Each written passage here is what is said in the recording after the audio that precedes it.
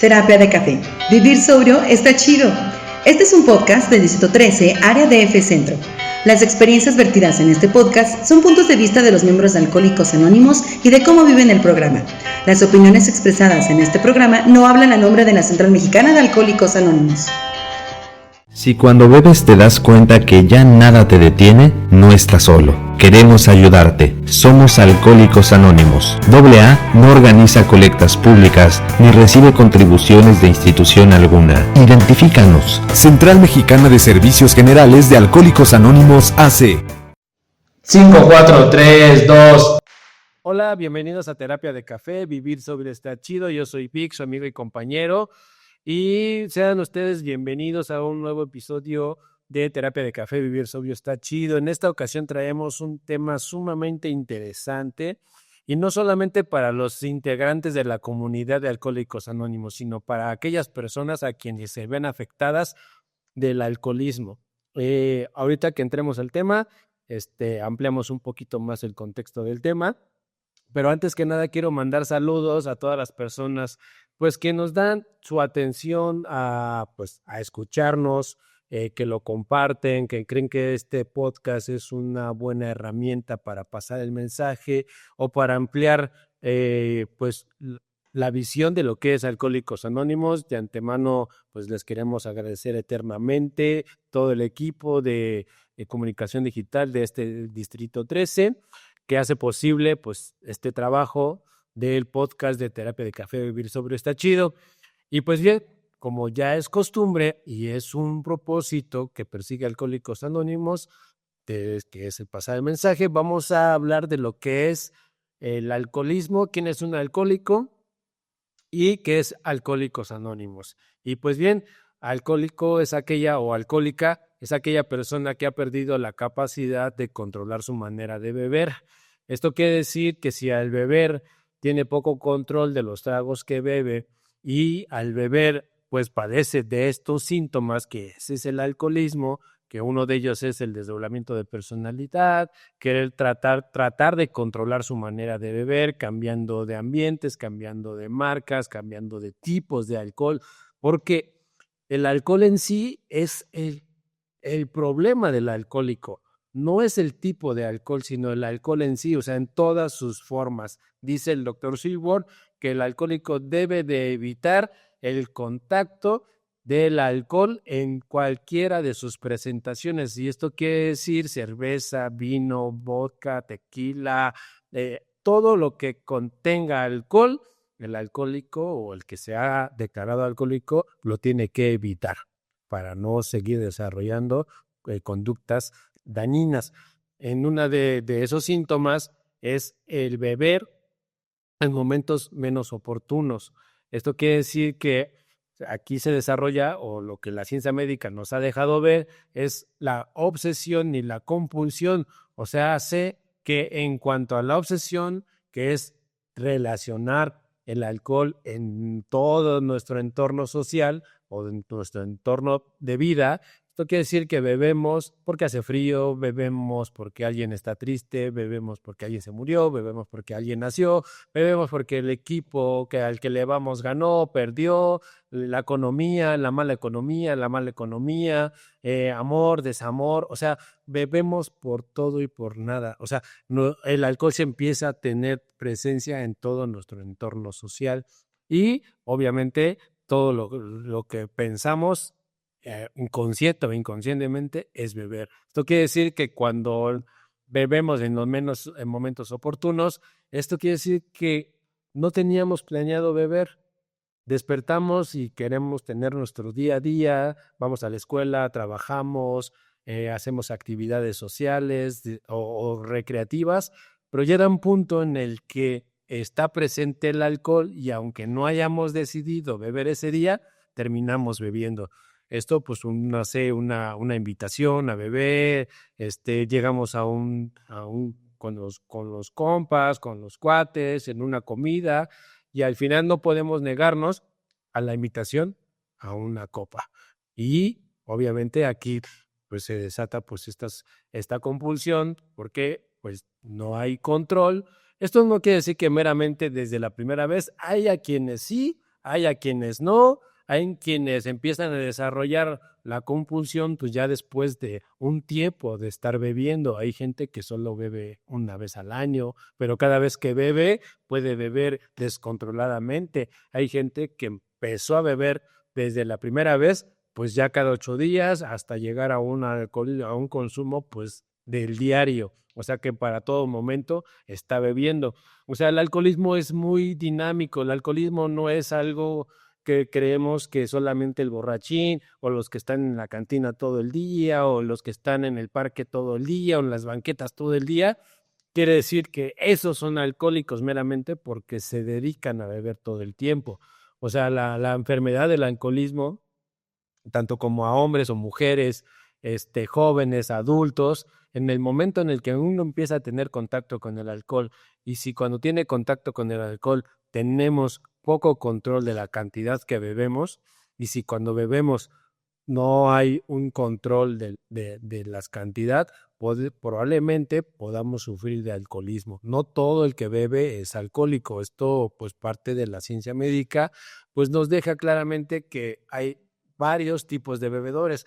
No es una regla general, pero nuestra experiencia aunada con la experiencia de la ciencia médica, pues nos deja entredicho que hay 3 tipos de bebedores: bebedor social, que puede beber de 1 a 3 copas y no hay necesidad de seguir ingiriendo alcohol, él sigue comportándose de la misma manera y no siente la necesidad de beber para relacionarse.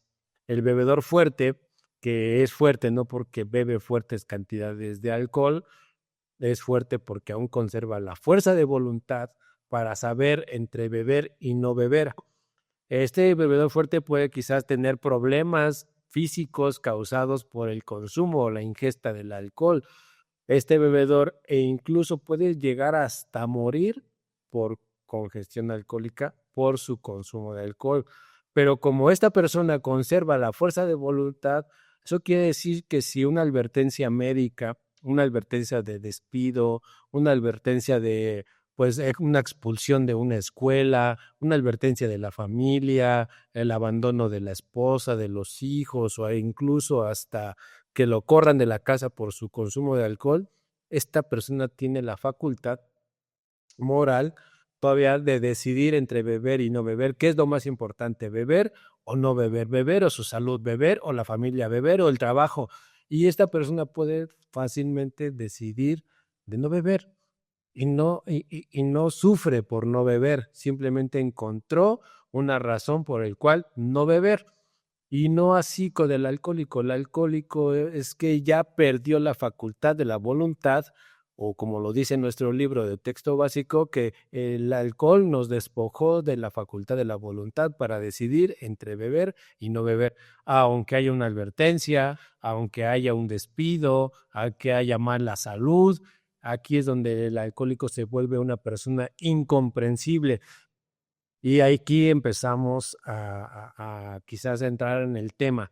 Pero antes de entrar al tema, quiero decirles qué es Alcohólicos Anónimos. Alcohólicos Anónimos es una comunidad de personas que comparten sus mutuas experiencias, fortalezas y esperanzas para resolver su problema común, que en este caso es el alcoholismo, y ayudar a otras personas a alcanzar el estado de sobriedad. Esto de muchas formas, en cuestión de servicio, información, poner módulos de información, tener reuniones de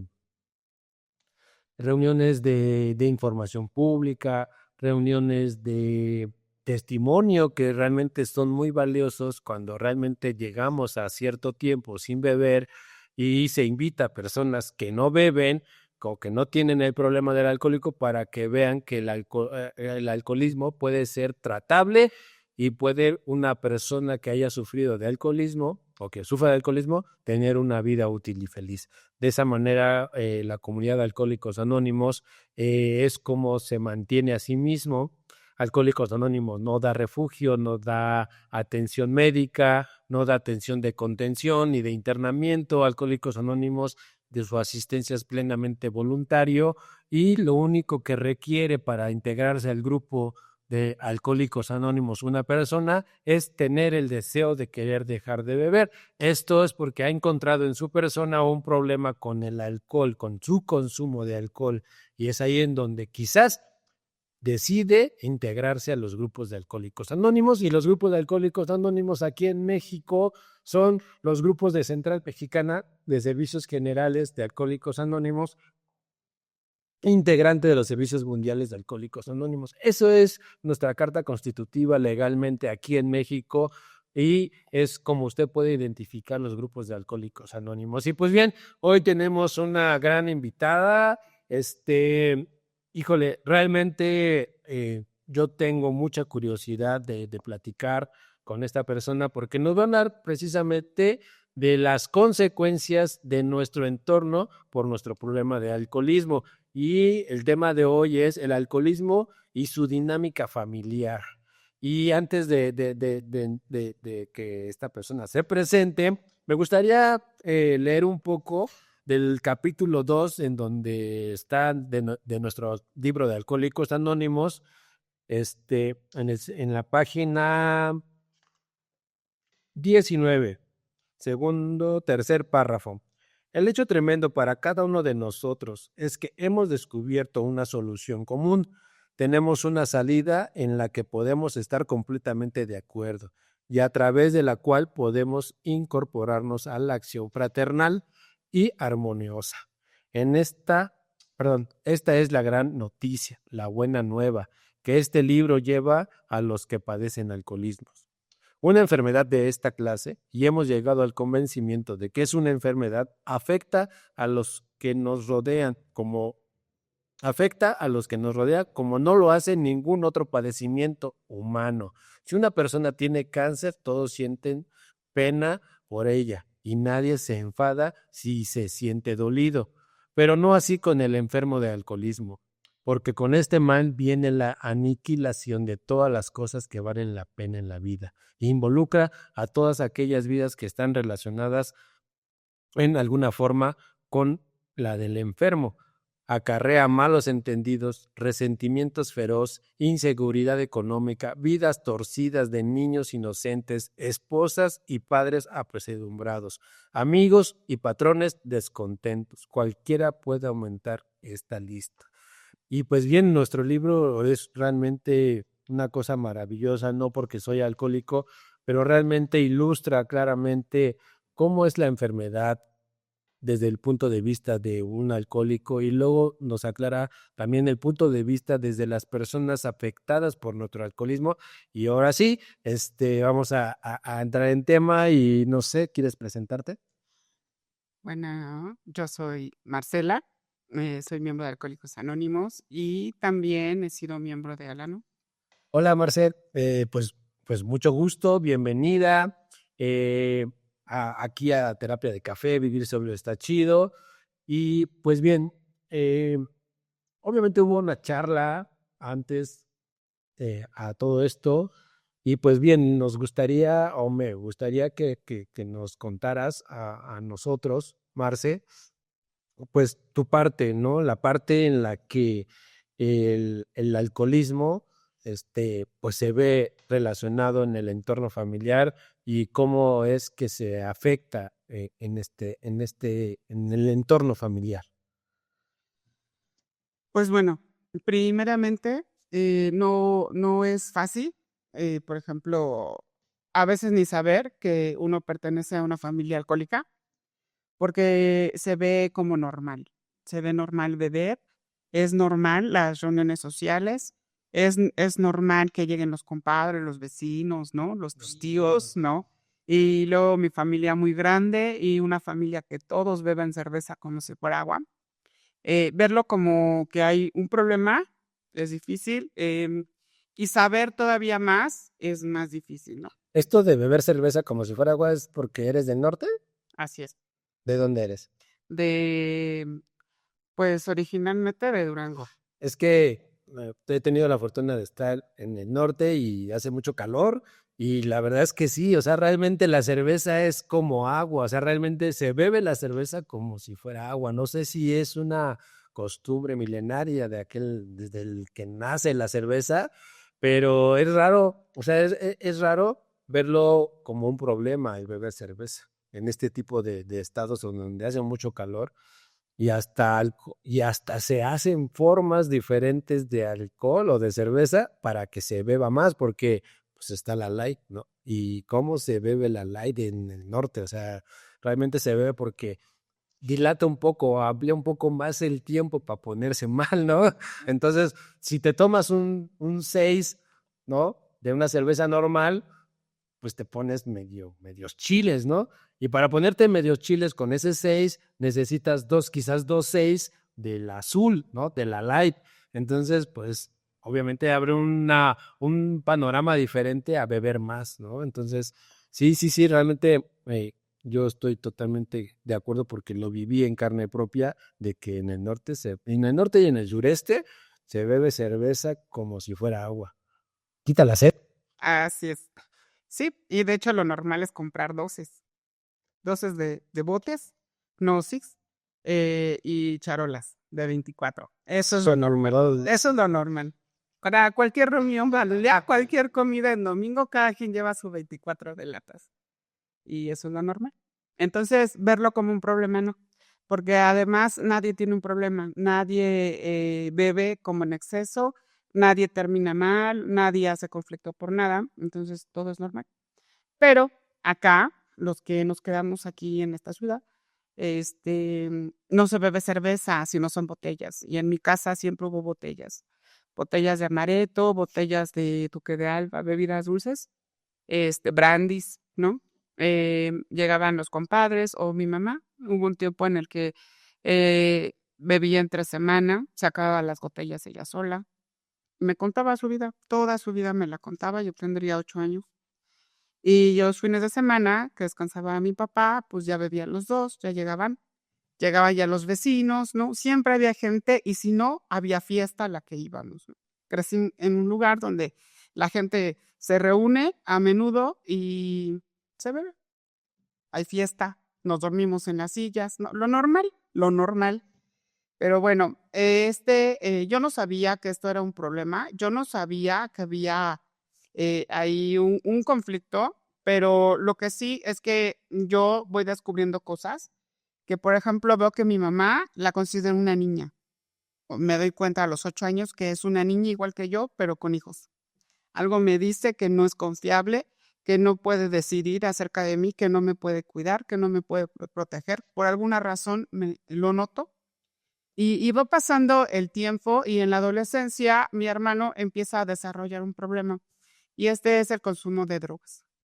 Entonces ahí sí hay un problema. Que ellos beban, no, pero que mi hermano se drogue, ese sí es un problema. Y entonces conozco a los miembros de AA, llegan, a mi mamá le dicen que hay grupos de Alcohólicos Anónimos, llegan 5 miembros de AA a la casa a buscar a mi hermano. Y la verdad fue un desfile impresionante de los miembros de AA. O sea, eran individuos bañados, bien vestidos, bien planchados, perfumados, pero sobre todo ellos tenían algo que era como que iluminaban por donde caminaban. Eso yo lo percibí. Entonces, no llegó mi hermano a un grupo de AA porque era adolescente.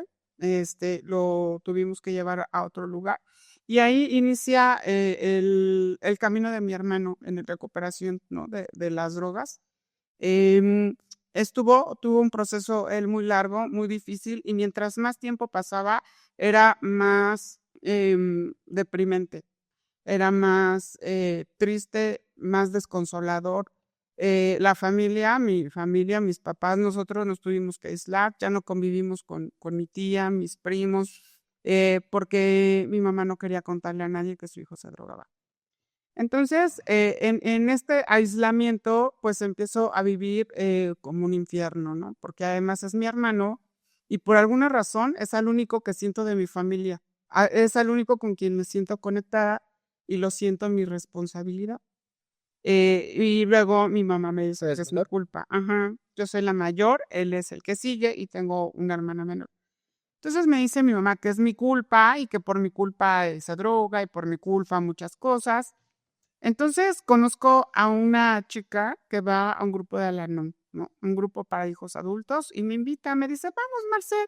Pero ese vamos me sonó de vamos. Dije, bueno, sí voy. Llego a este grupo de Al-Anon y la razón principal es porque quiero ayudarle a mi hermano.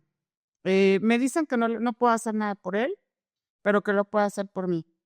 Entonces, yo no quería hacer nada por mí porque el problema era él. Sin embargo, al quedarme, yo quería encontrar de qué manera conectarme con él, entenderlo, saber por qué él dice lo que dice, por qué hace lo que hace. Yo no sé por qué él se quiere morir, yo no sé por qué se está matando lentamente, no lo puedo comprender, pero necesito encontrar la manera de que él me escuche y necesito la manera de que él me diga qué está sintiendo. Entonces, así empiezo yo a buscar a los grupos de AA para escucharlos y tratar de entenderlo a él. Y en este grupo para hijos adultos empiezo a escuchar de lo que hablan las experiencias como hijos de alcohólicos y me voy dando cuenta de que mis papás son alcohólicos. Yo no sabía que el alcoholismo era una enfermedad. Yo no lo sabía.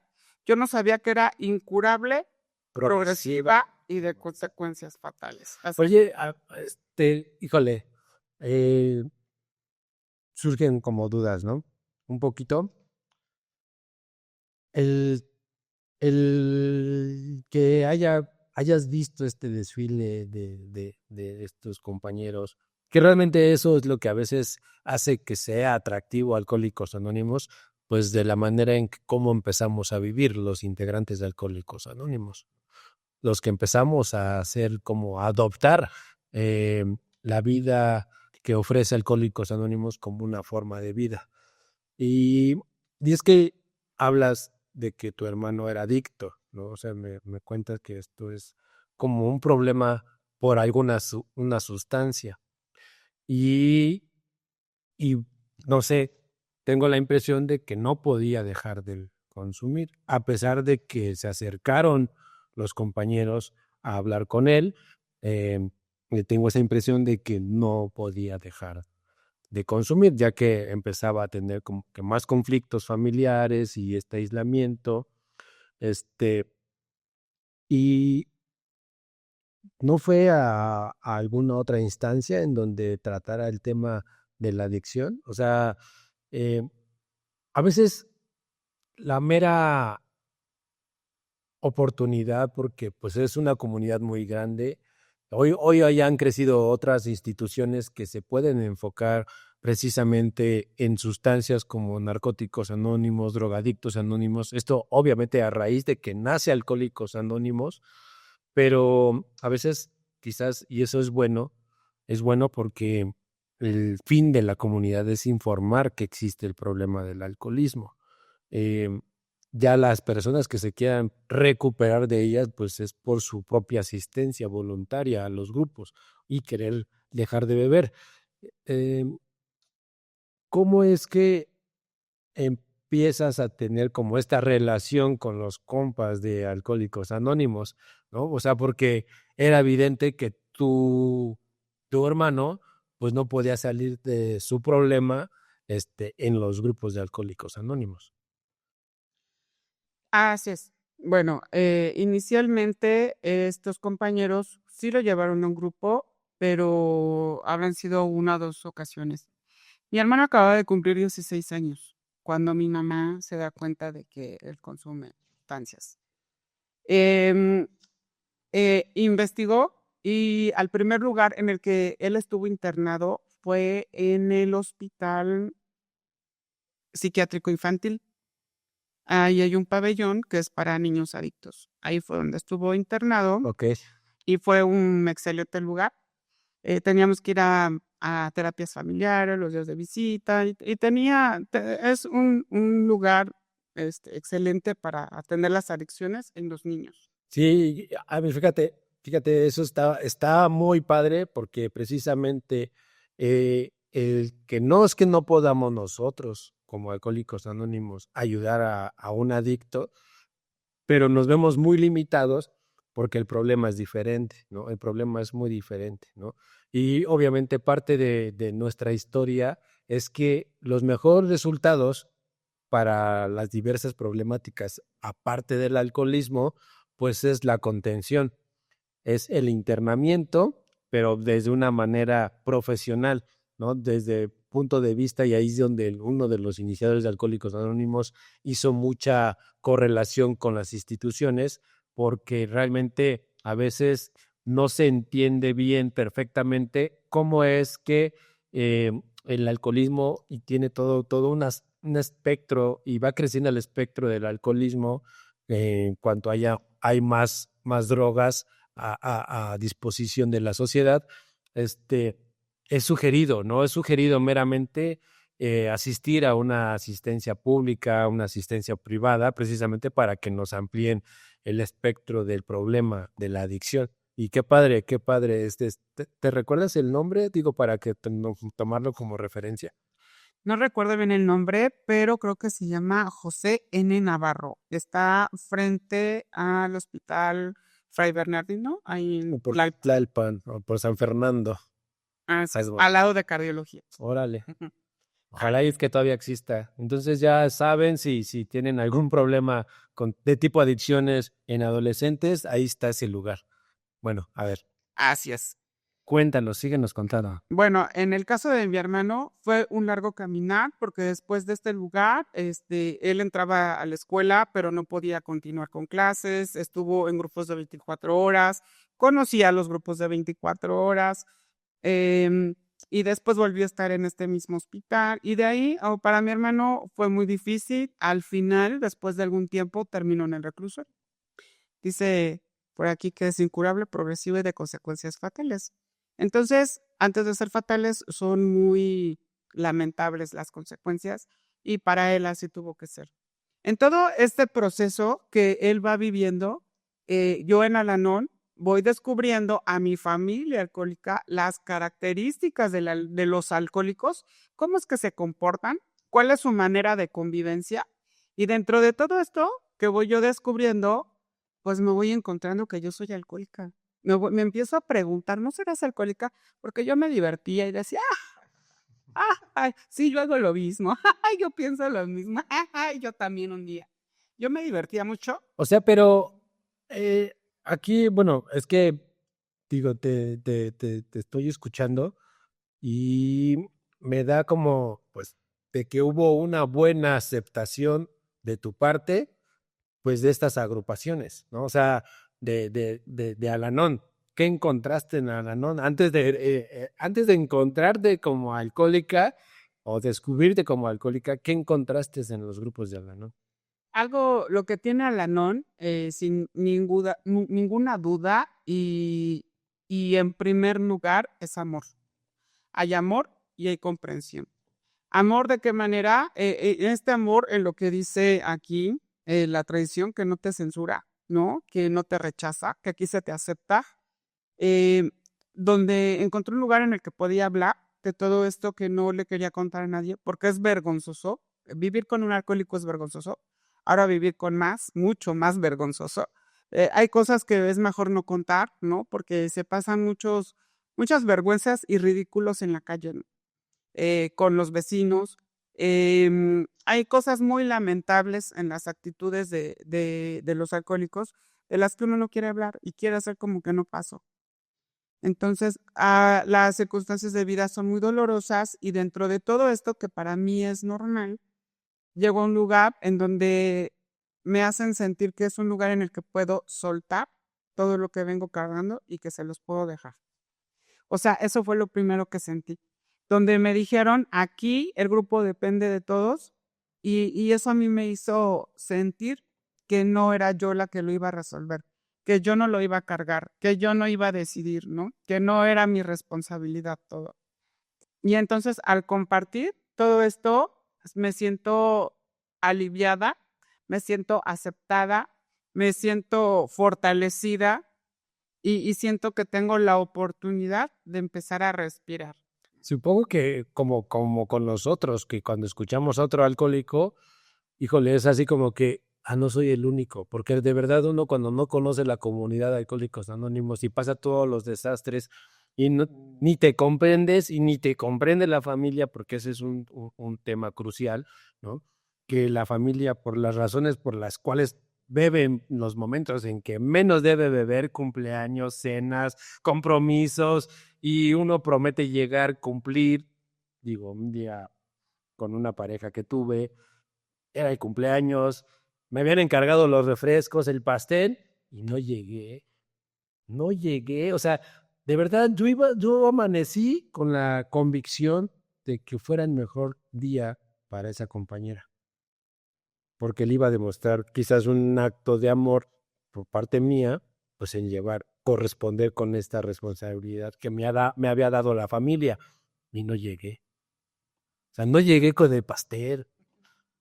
O sea, híjole, o sea, y por esas cuestiones, y me supongo que en esta otra parte de Alcohólicos Anónimos, que son los grupos de Al-Anon, encontraste lo mismo. O sea, escuchaste a otras personas que pasaron las mismas circunstancias, que pasaron las mismas problemáticas, que pasaron las mismas vergüenzas y que estaban viviendo el mismo dolor por no sacarlo, por no compartirlo, por querértelo guardar, por hacernos las fuertes, por querer resolver la vida de los demás. Así es, porque todo es confusión. Todo es confusión, nada está claro, nada es un mensaje claro. Todo, cuando se crece en un hogar de alcoholismo, todo es confuso. Entonces, dice una parte en el preámbulo de Al-Anon que convivir con un alcohólico es un peso superior a las fuerzas de cualquiera. Ante él nos volvemos nerviosos, irascibles e insensatos. La mente se nos ofusca y perdemos la capacidad de ver la realidad con claridad. ¡Wow! Eso viene en el preámbulo de ustedes. Así es. Y es real. No se puede discernir, no se puede ver con claridad, no se puede confiar en nada. A veces es una obligación confiar en lo que el alcohólico dice que en lo que los ojos ven. Yo veo que es blanco, pero él dice que es verde y tiene que ser verde. Y yo debo de decirle a todo el mundo que es verde porque él dijo que es verde. Es una imposición constante a su perspectiva, a su realidad, y todo lo que yo veo resulta que nada es real. Lo que yo veo no es real. Es real lo que está contando, aunque a mí no sepa en qué momento ocurrió. ¡Wow! Eso es fuerte. O sea, uno quizás puede estar asistiendo a los grupos, puede estar asistiendo y sentirse muy a gusto y sentirse en camaradería. Y de verdad, si no escucha a un familiar, yo me puedo creer que yo soy la víctima y que la familia me tiene que entender, comprender, y que yo soy el enfermo y que a ustedes no les pasó nada, ¿no? O sea, ahorita lo que me estás contando realmente es fuerte porque uno no dimensiona, como lo que acabo de leer del segundo capítulo, los daños. O sea, a veces uno, porque escucha esta palabra de daños, ya siente que pues, son golpizas, o sea, son estas cosas muy fuertes, ¿no? Quizás. Pero, ¿qué hay de esto? De la irrealidad que te hace vivir una persona enferma de alcoholismo, ¿no?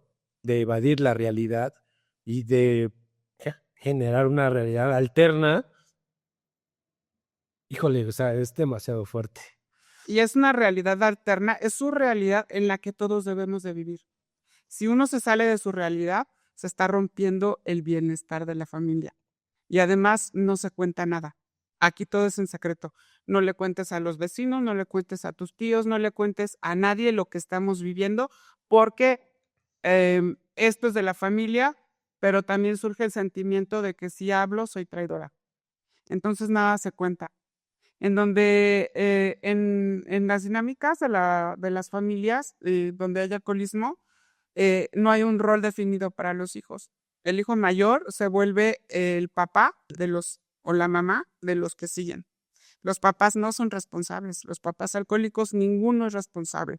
Siempre están delegando la responsabilidad y la culpa. La culpa es de todos menos de ellos. Son dos personas adultas que en la realidad no se hacen responsables de sus hijos. Los hijos aprendemos a hacernos responsables de las cosas que ellos nos dejan, como por ejemplo tomar decisiones. En la infancia de los pequeños, cuidarlos, que no se caiga, si ya aprendió a caminar, por qué está diciendo lo que dice, es que no le enseñaste. En el caso de mi hermano, que es adicto, la culpa es tuya. por lo que tú le enseñas, por lo que tú haces. Porque tú eres la mayor, Exacto. porque tú eras quien tenías que dirigirlo, porque era tu responsabilidad, porque obviamente, pues a este desconocimiento de que tus papás tenían el problema del alcoholismo, pues por tradición, porque o por costumbre, ¿no? A veces hay familias que por costumbre la mayor es quien tiene que llevar esa carga de responsabilidad de los demás hermanos, ¿no? Así es. Y además está la responsabilidad de la casa, que esté limpio, que esté ordenado, que esté la comida hecha, que los niños vayan a la escuela. Toda la responsabilidad de una casa se carga en los hijos y no en los papás. Pero los papás son los de la autoridad, ellos son los que deciden, ellos son los que mandan porque ellos trabajan, ellos pagan, ellos dan el dinero, entonces ellos tienen la autoridad de decir que todo está mal hecho y vuélvanlo a hacer. Y pues a veces se viven otras violencias como las agresiones físicas, las agresiones verbales, la humillación, se da mucho el sabotaje, el competir con los hijos, ¿no? El que yo soy mejor que tú, que yo me veo mejor que tú. Es una competencia constante con los papás y en la realidad uno aprende a sobrevivir. Se vuelve uno sobreviviente. Wow. O sea, y todo eso bueno, obviamente uno crece y cree que eso es la vida, ¿no? ¿Cómo empezaste a desprenderte de esa realidad? O sea, ¿cómo fue el proceso en Al-Anon para desprenderte de esa realidad? Y, y porque, bueno, uno en el proceso del desarrollo de la sobriedad duele irse desprendiendo de esa realidad, ¿no? Que nos llevaba a un caos, a vivir en caos, a vivir en conflicto. Pues las sugerencias que pues no te relaciones con los que bebes. Aquí ni modo de que no te relaciones con tu alcohólico o con tu familiar, ¿no? O sea, si es el problema, ¿no? De tu distorsión de la realidad. ¿Cómo enfrenta eso los familiares de los alcohólicos? Bueno, aquí uno de los objetivos es aprender a cómo amar a un alcohólico. O sea, no es dejarlo de querer, no es abandonarlo, no es dejarlo de amar, sino aprender cómo. El alcohólico es inmaduro, es irresponsable, es inseguro y por esta razón Sí, soy. es necesario encontrar cómo se le va a amar a una persona así, porque regularmente causa heridas, decepciones, vergüenzas, ¿no? Entonces, ¿cómo se le va mal? ¿Cómo se le puede ayudar? Porque también algo que se sabe en Al-Anon es que solamente para que el alcohólico pueda em, trabajar con su propia enfermedad y pueda dejar de beber, es necesario cambiar de actitud. También eso lo dice ahí, un cambio de actitud puede ayudar a la recuperación del enfermo. ¿Y de qué manera se cambia de actitud para con él? Porque el trabajo es personal. O sea, no es que él va a ser Sí, diferente. porque no puedes asegurar que porque ustedes cambien de actitud, el alcohólico deje de beber, ¿no? No se asegura, pero el objetivo es que uno cambie de actitud. ¿Y de qué manera? Hay que respetarlo, porque el alcohólico no se respeta. No sabe respetar a nadie porque no se respeta a sí mismo y por lógica nadie lo respeta. Entonces son burlas hacia los demás y recibe burlas, ¿no? Agresión hacia los demás, recibe agresión. Es indiferente con los demás, recibe indiferencia. Entonces aquí el objetivo es tratarlo con la calidad humana que tiene, ¿no? Con la dignidad como ser humano que tiene. Entonces está enfermo. El primer paso es aceptar que es una enfermedad, está enfermo. No quiere decir que bebe o dejo de beber cuando yo quiera. No es cierto, no puede, ¿no? Miente, no puede. Sí, el alcohólico no puede, o sea, tiene que sufrir una transformación para que pues, pueda ser liberado de su obsesión. Por eso es que el capítulo 2 habla de una solución y es una experiencia espiritual, en el sentido de transformar de un pensamiento que destruye o una idea que es obstruye el desarrollo de la persona a una idea, ¿no? Que lo ayuda al progreso, ¿no? A salir adelante. Eso pues, claramente se entiende hay una solución, ¿no? Entonces, ustedes, ¿cómo viven esa transición? Porque, bueno, ¿cómo es que asumen ustedes sin estar enfermos que es una enfermedad? Porque si es complejo para el que lo vive, no sé qué tan complejo es para el que no lo tiene, asumirlo como enfermedad. Es difícil, pero es sumamente liberado. La aceptación es lo único que va a hacer que la realidad se transforme, pueda transformarse. Aceptar que es una enfermedad es aceptar. Una viene ira, la ira, el enojo. O sea, ¿por qué lo tengo que aceptar? O sea, que lo tengo que perdonar después de todo lo que hizo. O sea, que alguien me explique como por qué, ¿no? O sea, ya está liberado y todo lo que pasó, ¿no? ¿Quién lo va a aliviar? ¿No? ¿Quién lo va a cambiar? Entonces, aquí el primer objetivo es aceptar que es una enfermedad. ¿Y qué quiere decir? Que él no es culpable. El alcohólico no es culpable de ser alcohólico, no lo es. Tiene una enfermedad que no eligió tener, que no eligió padecer. Tiene una enfermedad que no la controla. Y entonces, de la misma manera como un familiar, es ahí algo que se aprende a yo no lo causo, no lo controlo y no lo curo, porque además el alcohólico busca culpables. Que porque tú haces esto, por eso bebo, y como no lo hicieron, por eso bebo, y como se lo gastaron, por eso bebo, no.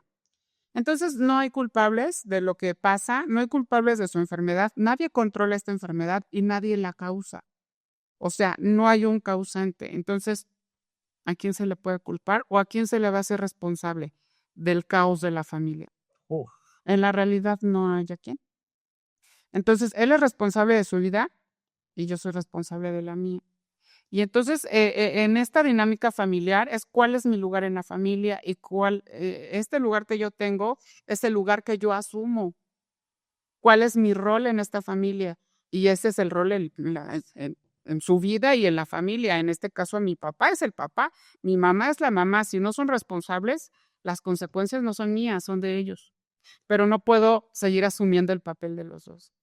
No soy la mamá de mi hermano, ni soy la mamá de mi hermana. Híjole, qué difícil, digo, qué difícil porque parece sencillo, pero qué difícil es, porque cómo separar quizás una idea que parece ser positiva, como es esta costumbre de que pues, como eres la mayor, tú tienes que cuidar, porque si no, no los amas, ¿no?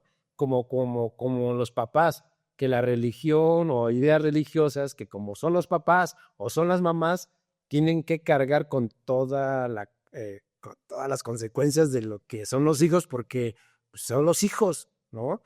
Y una madre, como luego están los dichos, ni una perra abandona a sus hijos, ¿no? Entonces, ahí andan los papás cargando todo el desastre porque sienten que es su responsabilidad y ya, pues ya personas quizás adultas, porque ese fue mi caso, ya una persona adulta, ya con conocimiento de causa, porque obviamente el llegar a los grupos, el que se te informe que es una enfermedad, el que se te informe que hay una solución, pero tu obstinación por no hacer nada, por solucionar tu problema y seguir responsabilizando a la familia, a los papás, por conveniencia, obviamente es un acto quizás a veces inconsciente, a veces no, pero, o sea, ¿cómo lidiar con esa separación de que no estás haciendo nada malo si asumes tu rol como es, como hermana?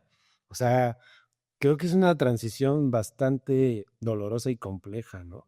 Yo creo que ni un neurocientífico, ni un neurocirujano tiene tanto pulso como lidiar con esto, de hacer esto. No sé si me vino a la mente esta referencia, pero yo creo que ni el mejor neurocirujano puede ser tan preciso como lo hace ver a la no, de sepárate, ¿no? O sea, y no mueras en el intento, ¿no?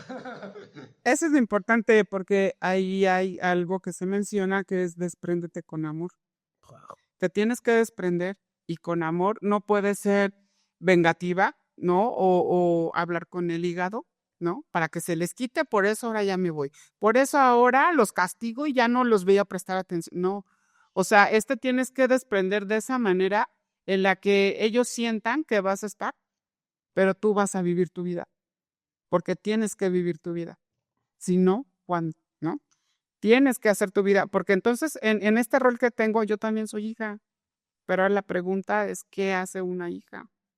¿Y cómo fue? O sea, puta, aquí nos podemos llevar horas y pero, o sea, es intrigante, pero creo que es importante mencionarlo porque de verdad hablamos Teniendo esta segunda temporada y muchas cosas, y quizás la mayoría, todos los temas han sido referente pues al problema del alcohólico y cómo funciona Alcohólicos Anónimos, pero quizás muchos de mis compañeros no han escuchado esta parte de cómo lidia un familiar, un componente de la familia, socialmente, con este proceso de separación. O sea, cómo va a afectar en tus relaciones interpersonales, ¿no?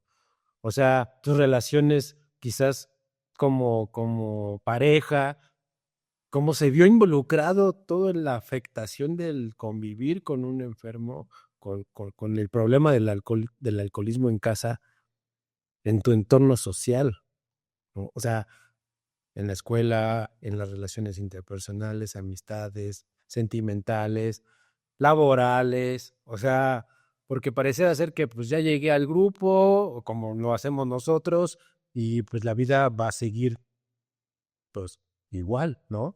Así como si no hubiese pasado nada, ¿no? Así como que ya dejé de beber, pero en nuestro caso ya dejé de beber y como que la vida se tiene que acomodar automáticamente y pues luego nos damos de topes, ¿no? La verdad es que el aprender a vivir es doloroso y nos damos de topes y vemos que la vida es así, ¿no? De compleja, ¿no? Y a veces cuando realmente vemos la realidad, pues no queremos. Hay mucho, por lo que yo he visto y en mi propio caso, los primeros años de querer intentar dejar de beber, no quería enfrentarme a la vida.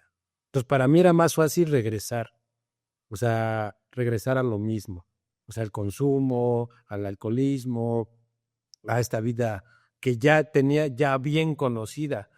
Obviamente cuando trataba, obviamente me abatía el alcoholismo e intentaba parar de beber, pero el enfrentarme a la vida me apabullaba y porque a veces ni sabe, o sea, para los que tuvimos este caminar más empinado que otros, y lo digo de esta manera empinado porque así lo deja en una glosa Bill W de como lo ve Bill, pero son las recaídas. O sea, que no queremos enfrentarnos a la vida y como no tenemos total la confianza en un poder superior y que hay una luz en la oscuridad, pues lo más fácil es recaer. Lo más fácil es volver a consumir, lo más fácil es tener el mismo modo de vida y que de ahí no voy a salir, ¿no? Porque realmente eso es lo que uno piensa cuando ya hay muchos intentos por querer dejar de beber, pero la vida me pesa y me es más fácil volver a beber. ¿Cómo lo hace un familiar? Mira, por ejemplo, es que ahí son dos situaciones muy diferentes. Una es ser hija con mis papás y la otra ser hermana. Se supone que el problema de la familia es que mi hermano es adicto. Toda una cirugía plástica, ¿no? Manches. Pero para mí no era un problema que él fuera adicto. Para mí no lo era. Para mí era doloroso.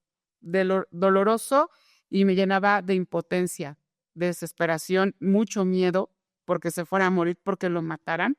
Porque veía a veces que llegaba todo lleno de sangre, ¿no? Porque lo volteaban sin ropa. Entonces era angustiante. Pero en la realidad el problema para mí eran mis papás. Ese sí era un problema. Ahorita, por lo que tú mencionas, ¿cómo es mi vida social? Para empezar, no puedo tener amigos porque dice mamá que las mujeres no son amigas de los hombres. A ti nada más te van a utilizar, te van a usar, te van a llenar de hijos, ¿no? Cuando se den cuenta de quién eres, todos te van a golpear, todos te van a dejar, todos te van a usar. Automáticamente lo que hago es no confiar. Yo no confío en nadie. No le puedo contar a ella qué siento, qué hago, qué pienso, a quiénes quiero, porque todo lo utiliza en mi contra, ¿no? ¿Y a poco sí crees que tú tienes amigos, hija? ¿A poco tú sí piensas que eres digna de que alguien te quiera? Entonces crezco escuchando todas estas cosas y mi papá es alguien que siempre trabaja. Él todo el tiempo trabaja y nunca está. Tuvo horarios de trabajo donde entraba, pero nunca tenía un horario para salir. Entonces no estaba. Cubre su función como el proveedor, pero es un papá ausente. Entonces yo crezco y hago amigos hombres, puros amigos hombres, y es un mecanismo de defensa. Porque entonces si ellos son los agresores, pues los quiero tener cerca, porque les quiero conocer las debilidades. Y me empieza... Eso es un... Y escabroso. Porque a mí me dijo mamá que todos me iban a causar un daño, ¿no? Entonces quiero saber cuáles son sus debilidades. Pues, ¿cómo se siembran esas ideas, no? O sea, cómo a veces en este intento hoy lo entiendo perfectamente, de la ignorancia, de cómo educar y criar a otro ser humano y creer que estos argumentos les vamos a evitar las dificultades de la vida, a veces parecen ser cosas buenas, pero terminan siendo todo lo contrario, ¿no? O sea, una limitación a poderte desenvolver socialmente. Y lo que me pasa es que al rodearme de puros hombres, los conozco y me doy cuenta de que no son lo que mi mamá dice. Entonces, yo confío más en los hombres que en las mujeres, porque las mujeres sí son traidoras, las mujeres sí son perversas, ellas sí, o sea, sí manipulan, sí chantajean, ¿no? Si no pueden con algo o se ven acorraladas y porque ellas saben la verdad, lloran, ¿no? Entonces, no confío en ellas. Entonces, mi realidad se va distorsionando. No puedo ver con claridad, no sé en qué confiar, no sé en qué creer y entonces me quedo callada. No cuento, no hablo, entonces todo lo importante me lo voy guardando. Para bien o para mal, todo me lo guardo. No soy alguien que se expresa, no soy alguien que hable. Yo aprendí a hablar dentro de los grupos, ¿no? Porque antes de eso yo no Eso decía sí, eso igual, o sea, eso de que hablamos hasta por los codos es porque precisamente es algo de lo que recuperamos en Alcohólicos Anónimos, poder expresarnos, poder comunicarnos. Digo, o sea, no es fácil, requiere de la camaradería, requiere de los demás compañeros para poder generar esa confianza, pero sí, algo que sí pueden encontrar dentro de los grupos de ayuda mutua es hablar, ¿no? El comunicarnos, porque obviamente, pues yo pensé que el problema de la adicción, que es no adicción, no dicción, perdón, o sea, no habla, ¿no?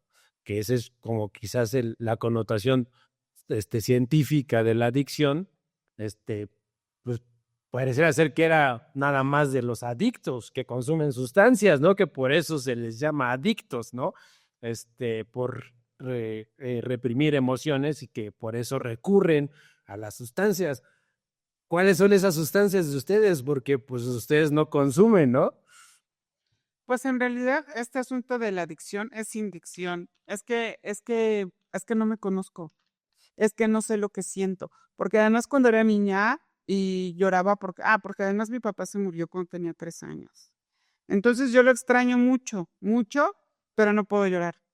Porque mi mamá se vuelve agresiva y me pega, ¿no? Y tú no llores.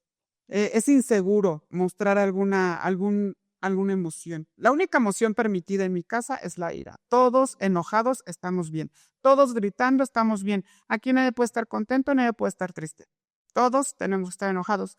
Entonces yo estaba triste, me sentía sola, lloraba y aprendí a esconderme, ¿no? Una vez tenía como 6 años, estaba yo llorando porque me había pegado mi mamá y me pone enfrente del espejo, ¿no? Del cabello y me dice, mira, ¿no sientes vergüenza? ¿No sientes vergüenza por ti? Mira qué fea estás. Esas son palabras muy, muy fuertes y muy mayores. Marce, híjole, es que a mí me interesaba mucho este tema y yo creo que va a dar para mucho más. O sea, solo fue una embarradita. O sea, compas, escuchas lo que sea que quien esté del otro lado el día que nos escuche, a la hora que nos escuche, de verdad que solo es una embarradita de lo grave que puede ser las afectaciones por convivir con un alcohólico. Por si no se habían dado cuenta y por si no se querían dar cuenta, son serias consecuencias que pueden causarle a nuestro entorno como enfermos alcohólicos. Y de verdad, yo realmente lo que quiero con este episodio, y seguramente van a venir otros, porque pues lamentablemente hemos llegado al final y va a haber una segunda y quizás una tercera, porque obviamente de ser hijo adulto y luego de pasar a doble ganador, como ustedes les llaman, creo así, cuando se descubren que en el caminar de la vida pues tienen el problema del alcoholismo y pues ahora ya no soy la víctima del alcoholismo, ahora padezco el alcoholismo, ¿no? Entonces yo creo que son temas muy importantes porque hay muchos casos, sí, hay muchos casos de este tipo Y realmente pues la intención de nosotros es darle a conocer a la comunidad en general lo vital y lo valioso que son los grupos de Al-Anon, tanto como para la recuperación del enfermo y para el restablecimiento de nuestras relaciones interpersonales, iniciando con la familia, pues de que los dos pues estemos como en una atmósfera espiritual y sobre bases espirituales. Fíjate que hoy tuve la oportunidad de asistir a un taller de libro de Alcohólicos Anónimos, y precisamente en el punto de la familia, una de las preguntas era cuál era la importancia del 9º capítulo, que es la familia después, y quiero concluir con esto. Y en uno de los argumentos, ¿no? de las respuestas de las mesas de trabajo, y unos